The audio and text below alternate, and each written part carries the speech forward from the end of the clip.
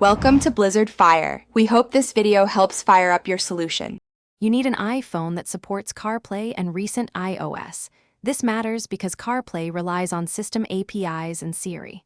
First, update iOS if you haven't, then enable Siri and cellular data so apps can run. Choose wired when you want stable audio and charging.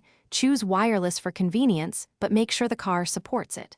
Once done, plug a certified Lightning cable into the car's USB port or start Bluetooth/Wi-Fi pairing.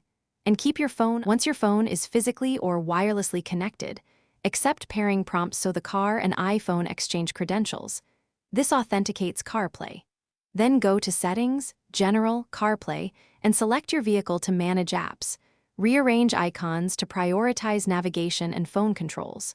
Test core apps like Maps, Phone, and Music to confirm audio routing and mic access. Make sure you grant location and microphone permissions.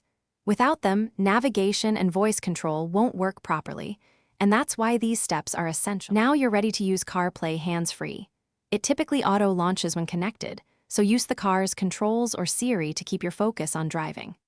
If CarPlay fails to appear or apps lag, first disconnect and reconnect. Swap cables or try a different USB port, because faulty cables are a common culprit. If problems persist, reboot the iPhone and, if needed, reset CarPlay in settings or remove and repair your car from Bluetooth. That clears stale pairings and usually fixes the issue.